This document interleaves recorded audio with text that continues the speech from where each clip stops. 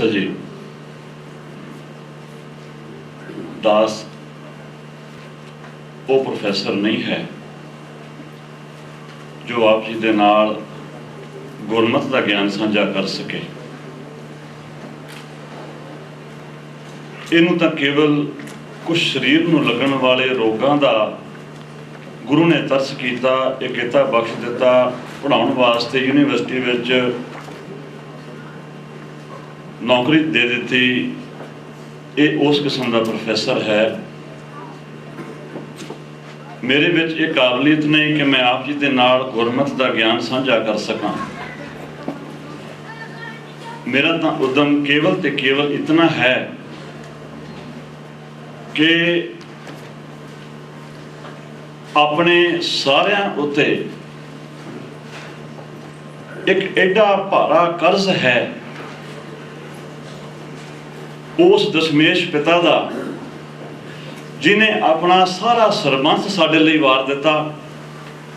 निके निके बच्चे जिथे नीहां विच चिणे गए उत्थे नौजवान सपूत मैदाने जंग विच शहीद होए, ते फिर भी उसका ये जिगरा कि वह कवे चार मुए तो क्या हुआ, जीवित कई करोड़।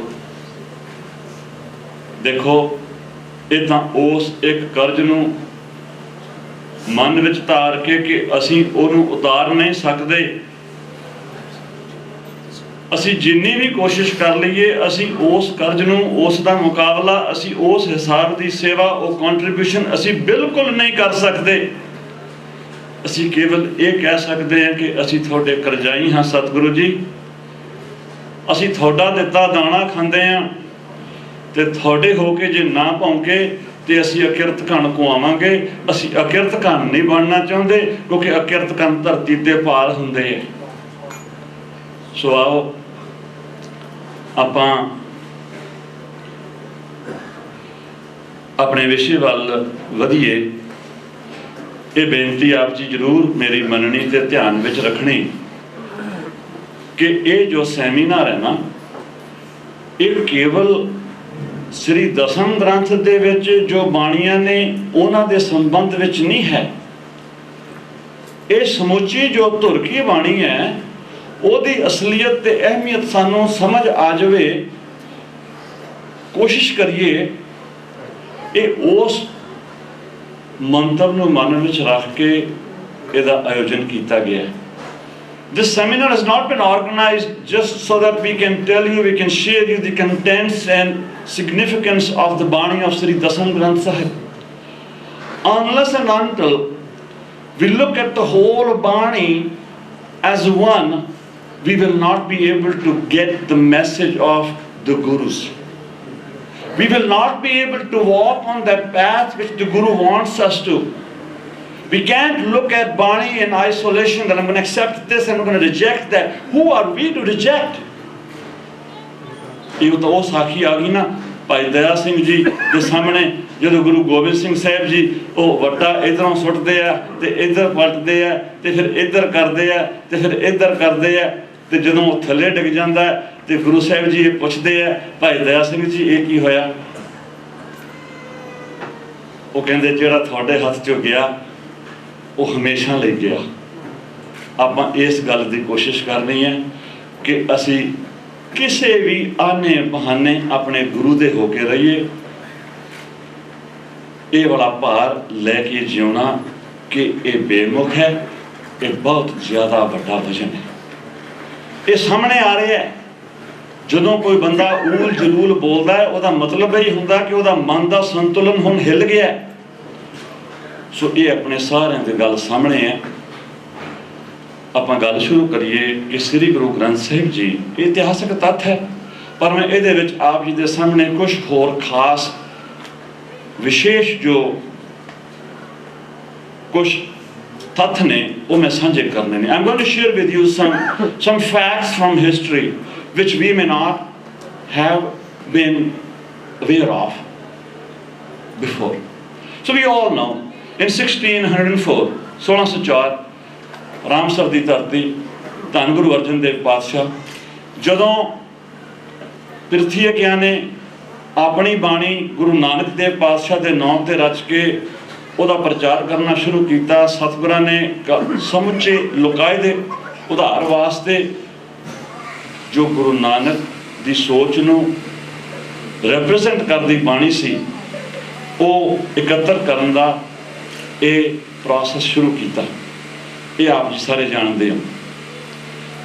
जदों गुरु अर्जन देव पातशाह ने उस ग्रंथ नूं संपूर्ण किया, उहदा सचखंड श्री हरमिंदर साहिब श्री दरबार साहिब विखे प्रकाश होया।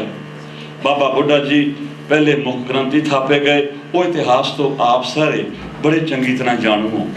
इस बाणी दे विच जिथे 5 गुरु साहिबाना नाल भगतां होर महापुरखां दी जो बाणी है वो तिन्हां भागां विच अंकित की गई है।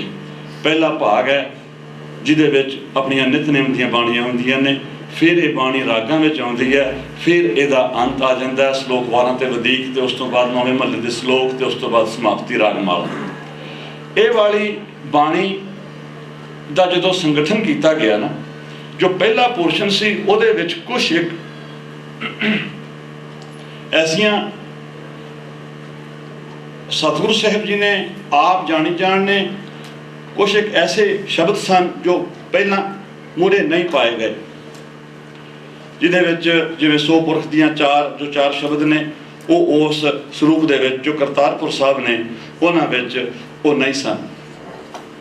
ये वो पिक्चर है जो श्री करतारपुर साहब जी नूं आपां करतारपुरी बीड़ करके जानते हाँ, जो स्वरूप करतारपुर साहब पै ने आदि गुरु ग्रंथ साहिब जी दे जिन्हां दा पहला प्रकाश जदों श्री हरमिंदर साहब विखे होया, ये वो हैं।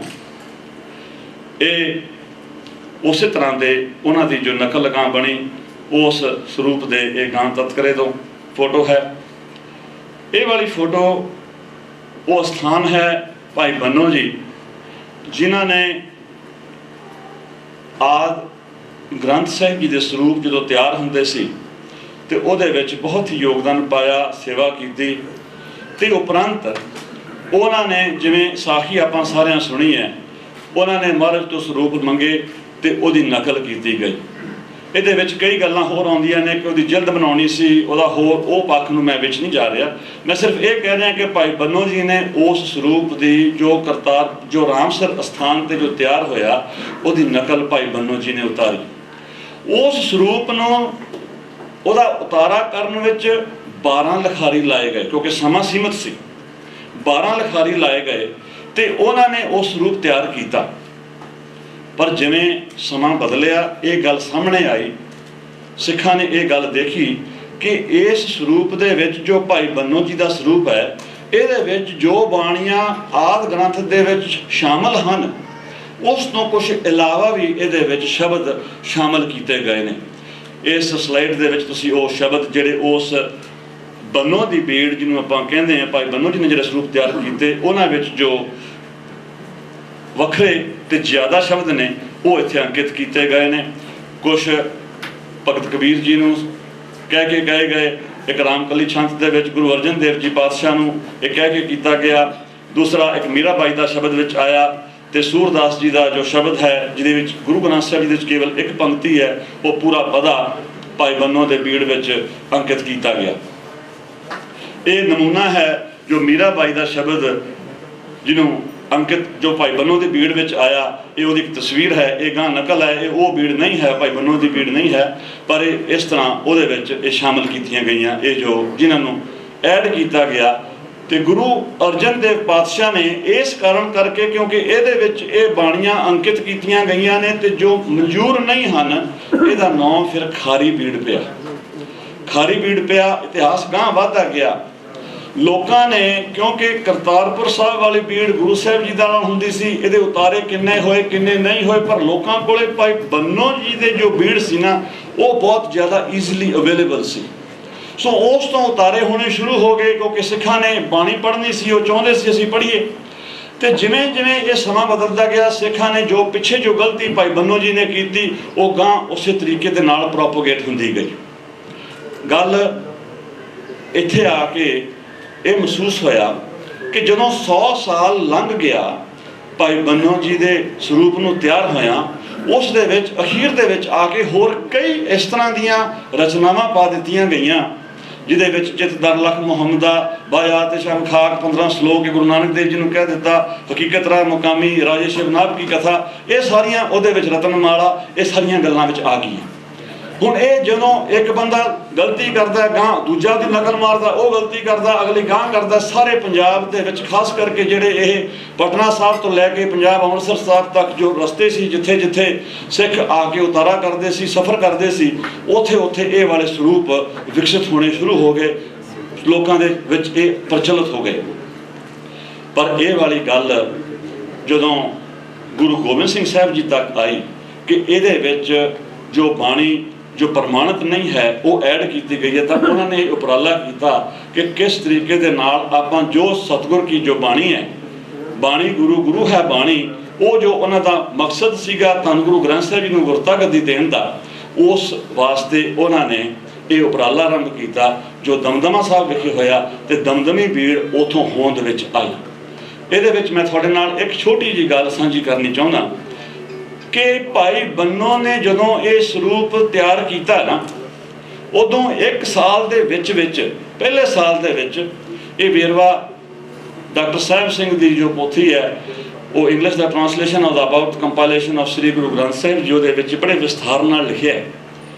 एक जीबी सिंह होया लिखारी, वो वैसे लिखारी नहीं सी, वो पोस्ट एंड टैलीग्राफ डिपार्टमेंट च काम करता सी, तो जदों उहदियां बदलियां हुंदियां सीगियां वो जांदा सी किसी पिंड विच जांदा सी, तो उत्थे जाके पुछदा सी कि भी इत्थे कोई पुरातन स्वरूप है, तो जिन्हां दे घरां विच हुंदा सी क्योंकि उदों कैमरे नहीं सी हुंदे, साधन नहीं सी हुंदे, तो उहनां बीड़ां बारे फिर लिखदा सी बड़े विस्तार नाल। उहनां बीड़ां दा जो गुण हुंदा सी, जो उहदे विच लिखिया हुंदा सी, वो उहदी स्टडी करके ते उहनूं वो प्रेजेंट करदा सीगा। उहने किताब लिखी जिहदा वेरवा डॉक्टर साहिब सिंह ने अपनी पुस्तक विच बहुत चंगी तरह दिता।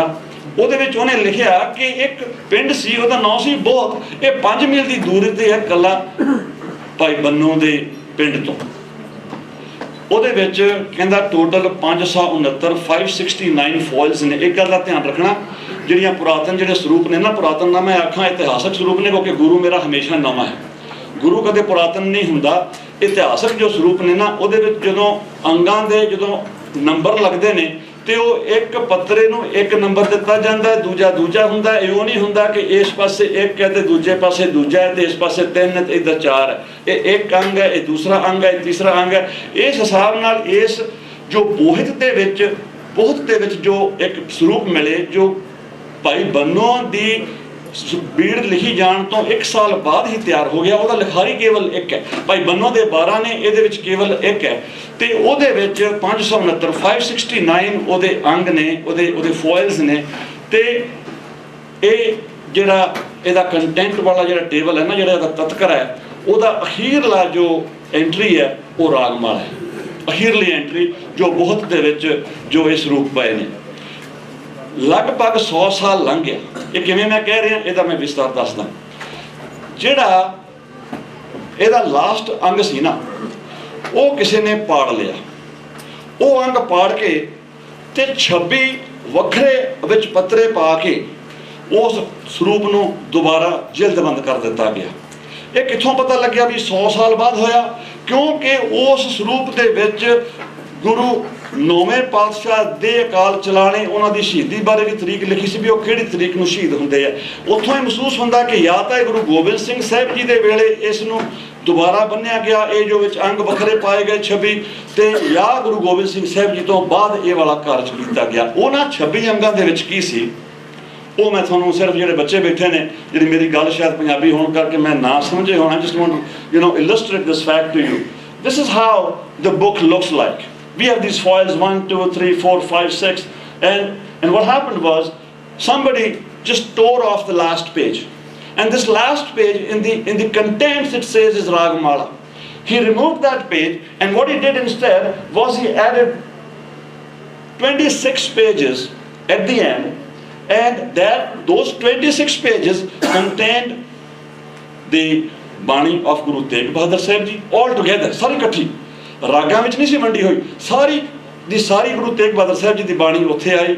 ਉਹਦੇ ਵਿੱਚ ਗਾਂ ਸਵਈਏ ਭੱਟਾਂ ਦੇ ਮੁੰਦਾਵਣੀ ਤੇ ਗਾਂ ਜਿਹੜੀਆਂ ਹੋਰ ਜਿਹੜੀਆਂ ਗੈਰ ਪ੍ਰਮਾਣਿਤ ਬਾਣੀਆਂ ਨੇ ਜਿਹੜੀਆਂ ਭਾਈ ਬੰਨੋ ਦੇ ਸਰੂਪ ਦੇ ਵਿੱਚ ਲਿਖੀਆਂ ਹੋਈਆਂ ਸੀਗੀਆਂ, ਉਹ ਵਾਲੀਆਂ ਵੀ ਸਾਰੀਆਂ ਮਗਰੋਂ ਜਿਹੜੀਆਂ ਐਡ ਹੋਈਆਂ ਸੀਗੀਆਂ ਉਹ ਸਾਰੀਆਂ ਵਿੱਚ ਨਾਲ ਐਡ ਕਰਕੇ ਨਾਲ ਸਿਆਹੀ ਕੀ ਵਿਧੀ ਉਹ ਸਾਰਾ ਕੁਝ ਪਾ ਕੇ ਤੇ 9 ਪਾਤਸ਼ਾਹੀਆਂ ਦੇ ਜੋਤੀ ਜੋਤ ਸਮਾਉਣ ਦਾ ਜੋ ਤਰੀਕਾਂ ਸੀਗੀਆਂ ਉਹ ਸਾਰੀਆਂ ਪਾ ਕੇ ਇਹਨੂੰ ਦੁਬਾਰਾ ਬਾਈਂਡ ਕਰ ਦਿੱਤਾ ਗਿਆ। ਮਤਲਬ ਇਹ ਹੋਇਆ ਕਿ ਭਾਈ ਬੰਨੋ ਦੀ ਬੀੜ ਦੀ ਜਦੋਂ ਨਕਲ ਕੀਤੀ ਗਈ ਉਹ ਸਮੁੱਚੀ ਬੀੜ ਦੇ ਵਿੱਚ ਤਤਕਰਾ ਜਿਹੜਾ ਕਹਿੰਦਾ ਉਹ ਰਾਗਮਾਲਾ ਤੇ ਆ ਕੇ ਮੁੱਕਦਾ ਸੀ, ਪਰ ਕਿਸੇ ਨੇ ਉਹ ਸ਼ਰਾਰਤ ਕਰਕੇ ਵਿੱਚ ਸ਼ਾਹ ਮੁਹੰਮਦਾ ਇਹ ਸ਼ਿਵਨਾਗ ਦੀ ਕਥਾ ਸਿਆਹੀ ਕੀ ਵਿਧੀ ਇਹ ਸਾਰੀਆਂ ਚੀਜ਼ਾਂ ਵਿੱਚ ਪਾਈਆਂ ਤੇ ਮੁੜ ਕੇ ਗੁਰੂ ਗੋਬਿੰਦ ਸਿੰਘ ਸਾਹਿਬ ਜੀ ਨੇ ਇਸ ਕਾਰਜ ਨੂੰ ਉਸ ਤਰ੍ਹਾਂ ਦੀ ਇੱਕ ਸਰੂਪ ਦਾ ਇਹ ਇੱਕ ਚਿੱਤਰ ਹੈ ਜਿਹਦੇ ਵਿੱਚ ਭੱਟਾਂ ਦੇ ਸਵਈਆਂ ਤੋਂ ਬਾਅਦ ਇਹ 9ਵੇਂ ਪਾਤਸ਼ਾਹ ਦੀ ਬਾਣੀ ਸਮੁੱਚੀ ਇੱਕ ਥਾਂ ਤੇ ਹੈ, ਉਹਦਾ ਇਹ ਚਿੱਤਰ ਹੈ। ਗੁਰੂ ਗੋਬਿੰਦ ਸਿੰਘ ਸਾਹਿਬ ਜੀ ਵਾਸਤੇ ਇਹ ਬਹੁਤ ਜ਼ਰੂਰੀ ਸੀ, ਇਹ ਲਾਜ਼ਮੀ ਸੀ ਕਿ ਸਿੱਖ ਸੰਗਤਾਂ ਗੁੰਮਰਾਹ ਨਾ ਹੋਣ, ਉਹਨਾਂ ਨੂੰ ਅੰਮ੍ਰਿਤ ਬਾਣੀ ਉਹਦੇ ਨਾਲ ਜੋ ਉਹਨਾਂ ਨੇ ਲਾਭ ਲੈਣਾ ਉਹ ਸਾਰੇ ਉਹਨਾਂ ਨੂੰ ਪ੍ਰਾਪਤ ਹੋਵੇ। ਉਸ ਕਰਕੇ ਇਹ ਵਾਲਾ ਕਾਰਜ 1706 5-6 ਦੇ ਵਿੱਚ 9 ਮਹੀਨਿਆਂ ਦੇ ਵਿੱਚ ਉਹਨਾਂ ਨੇ ਦਮਦਮਾ ਸਾਹਿਬ ਵਿਖੇ ਕੀਤਾ। ਮੈਂ ਆਪ ਜੀ ਦਾ ਬਹੁਤਾ ਸਮਾਂ ਨਹੀਂ ਲੈਣਾ। ਇਹਦੇ ਵਿੱਚ ਉਹਨਾਂ ਨੇ ਗੁਰੂ ਤੇਗ ਬਹਾਦਰ ਸਾਹਿਬ ਜੀ ਦੀ ਬਾਣੀ ਨੂੰ ਰਾਗ ਵਰ ਉਹਨਾਂ ਨੇ ਉਹਨੂੰ ਅੰਕਿਤ ਕੀਤਾ। ਇੱਕ ਛੋਟਾ ਜਿਹਾ ਨੁਕਤਾ ਹੋਰ, ਜਿੰਨੀਆਂ ਇਹ ਪੁਰਾਣੀਆਂ ਬੀੜਾਂ ਜਿੱਥੋਂ ਇਹ ਨਕਲਾਂ ਵੱਜੀਆਂ ਭਾਈ ਬੰਨੋ ਦੀ ਬੀੜ ਜਾਂ ਬੋਧ ਵਾਲੀ ਬੀੜ ਜਾਂ ਹੋਰ ਸਾਰੀਆਂ ਦੇ ਵਿੱਚ, ਉਹਦੇ ਵਿੱਚ ਗੁਰੂ ਤੇਗ ਬਹਾਦਰ ਸਾਹਿਬ ਜੀ ਦੀ ਬਾਣੀ ਜੋ ਰਾਗ ਜੈਜੈਵੰਤੀ ਵਿੱਚ ਹੈ ਨਾ, ਉਹ ਰਾਗ ਜੈਜੈਵੰਤੀ ਕਿਤੇ ਹੋਰ ਥਾਂ ਤੇ ਆਉਂਦਾ, ਫਿਰ ਕਿਤੇ ਹੋਰ ਥਾਂ ਤੇ ਆਉਂਦਾ, ਉਹ ਸਾਰੇ ਪਾਸੇ ਮਤਲਬ ਸਕੈਟਰਡ ਸੀਗਾ, ਕੋਈ ਯੂਨੀਫਾਰਮਿਟੀ ਨਹੀਂ ਸੀਗੀ। ਗੁਰੂ ਸਾਹਿਬ ਜੀ ਨੇ ਪਹਿਲੀ ਵਾਰ ਰਾਗ ਜੈਜੈਵੰਤੀ ਨੂੰ ਪ੍ਰਭਾਤੀ ਤੋਂ ਬਾਅਦ ਉੱਥੇ ਲਾਸਟ ਰਾਗ ਜੋ 31st ਰਾਗ ਸੀਗਾ ਜਿਹਦੇ ਵਿੱਚ ਕੇਵਲ ਗੁਰੂ ਤੇਗ ਬਹਾਦਰ ਸਾਹਿਬ ਜੀ ਦੀ ਬਾਣੀ ਹੈ, ਉਹ ਉੱਥੇ ਉਹਦਾ ਸਥਾਨ ਪੱਕਾ ਕੀਤਾ। ਸੋ ਇਹ ਮੈਂ ਗੱਲ ਆਪ ਜੀ ਦੇ ਸਾਹਮਣੇ ਹੁਣ ਅਸਲੀਅਤ ਜੋ ਹੈ ਉਹ ਲਿਆਉਣੀ ਚਾਹੁੰਦਾ। ਕੁਝ ਵਿਦਵਾਨ ਤਾਂ ਇਹ ਵੀ ਕਹਿੰਦੇ ਨੇ ਕਿ ਦਮਦਮਾ ਸਾਹਿਬ ਵਿਖੇ ਗੁਰੂ ਗੋਬਿੰਦ ਸਿੰਘ ਸਾਹਿਬ ਜੀ ਨੇ ਬਾਣੀ ਦੀ ਸੰਪਾਦਨਾ ਨਹੀਂ ਕੀਤੀ, ਗੁਰੂ ਗੋਬਿੰਦ ਸਿੰਘ ਸਾਹਿਬ ਨੇ, ਜੋ ਤੱਥਾਂ ਦੇ ਆਧਾਰ ਤੇ ਬਿਲਕੁਲ ਗਲਤ ਸਾਬਤ ਹੁੰਦਾ ਹੈ।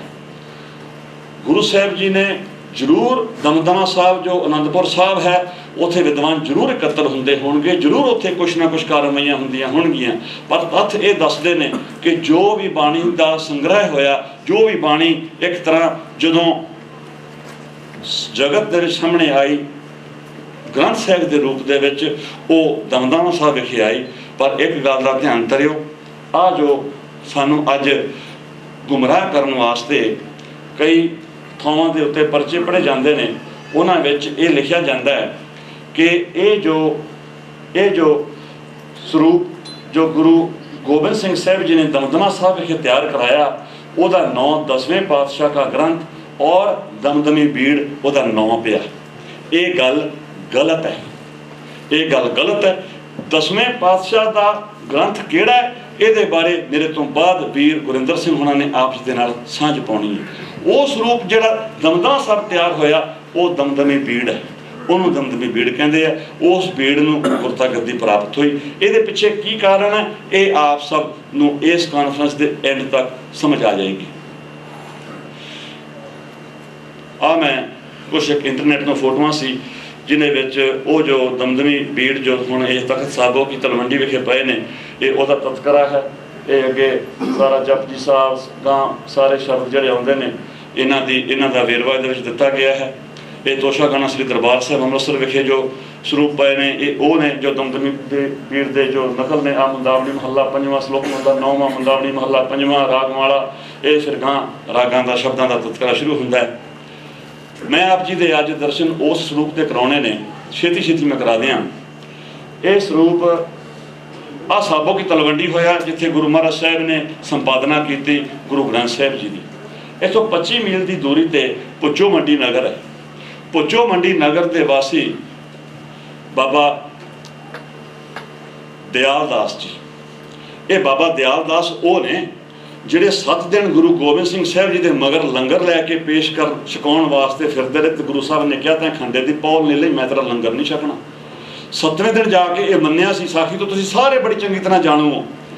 ਭਾਈ ਦਿਆਲ ਦਾਸ ਜੀ ਦਾ ਬੇਟਾ ਭਾਈ ਦਿਆਲ ਦਾਸ ਜੀ ਨੇ ਲੰਗਰ ਛਕਿਆ, ਅੰਮ੍ਰਿਤ ਛਕਿਆ, ਗੁਰੂ ਸਾਹਿਬ ਜੀ ਨੇ ਉਹਦਾ ਲੰਗਰ ਛਕਿਆ। उस तो उपरंत ਉਹਦਾ बेटा भाई लक्ष्मण सिंह ਉਹਨੇ भी अमृत छकिया।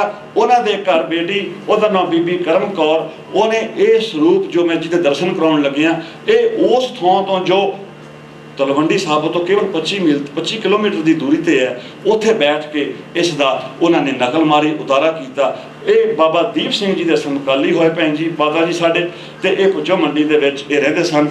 सो मैं ये आप जी के नाल इस रूप के दर्शन कराने ने। ये लिखा तत्करा श्री ग्रंथ जी का, श्री ग्रंथ जी का। इत्थे गुरु नहीं आया क्योंकि अजे गुरता कभी प्राप्त नहीं हुई है। गुरु जी इथों सच उधर दक्षिण वाल चले गए ने। माता जी ने उतारा किया जो बाबा दीप सिंह के स्वरूप से, उन्होंने विचों ये सारा उहदा तत्करा बिल्कुल ये कोई होर बाणी नहीं है। ये समुची की समुचा जो स्वरूप है, जिवें अज आपां स्वरूप जी के दर्शन करते हैं, वो बिल्कुल हूबहू उही है, एग्जैक्टली सेम है। ये बाबा दीप सिंह जी के समकाली माता जी हुणी होए ये स्वरूप अज भी पुछो मंडी के जाके आप जी के दर्शन कर सकते हो। मैं आप जी को मोटा मोटा ये दिखा रहा, फोटो प्रोजेक्टर के करके लाइट करके शायद आपू ये पूरा दिसदा नहीं गा, लाइट काफ़ी ब्राइट है। तो मैं बहुत समाना लवां, आप आगे लेट चल रहे हैं। सो मैं आही एक छोटी जी थोनों दिखानी सी, जिथे आ जुमला लिखे 8 3 15 44 जुमला, इसे अंग का उतारा जो अज के स्वरूपों में मिलता है। आ देखो 8 6 15 44 जुमला, सिर्फ एग्जाम्पल वास्ते। आ इत्थे आके गां हो सब थों ते किते पौड़ी लिखिया, श्लोक लिखिया, पौड़ी लिखिया, देखो पौड़ी लिखिया, इत्थे पवड़ी लिखिया, पवड़ी, इत्थे पौड़ी नहीं लिखिया, पवड़ी आया। अज के स्वरूप के विच भी सेम चीज़ उस थों ते आके पवड़ी आया।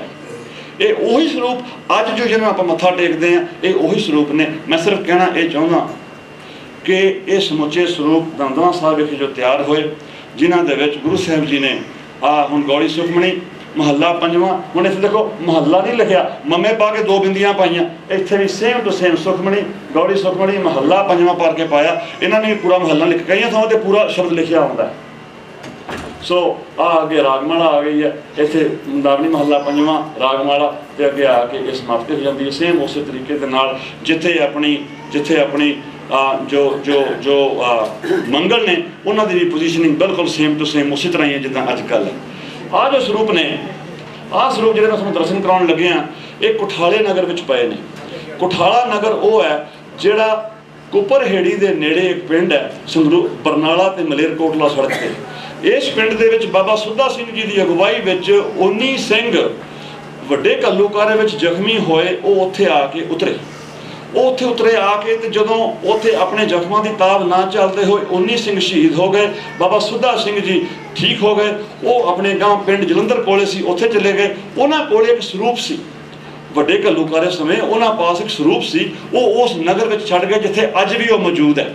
उस रूप से मैं बाबा सुद्धा सिंह शहीद, बाबा सुद्धा सिंह जी गांह जाके कुछ सालों पिछों वो जलंधर नगर में पठानी नाल जंग युद्ध करदे शहीद हो गए। सो ये वाला जो गुरुद्वारा है ये बाबा सुद्धा सिंह जी को समर्पित शहीद बाबा सुद्धा सिंह जी गुरुद्वारा अज भी उत्थे है। सो ये जो आप जी हुणे देख रहे हैं उस रूप के ये चित्र ने, उन्होंने पहले अंग दे जपनी शान सोदार महला पहला आसो पुरख ते सुन वड्डा आख्या सब कोई, वो वाले शब्दों का तत्काल सारा आया। ये सारे दे विच उसे तरीके दे नाल जो आके रागमाला ते गल मुकदी है। सो ये आप जी के नाल मैं गल साझी की। हुण मैं अज दे मसले ते आवां। गुरु प्यारिओ, आपां बिना देश तो कौम आ।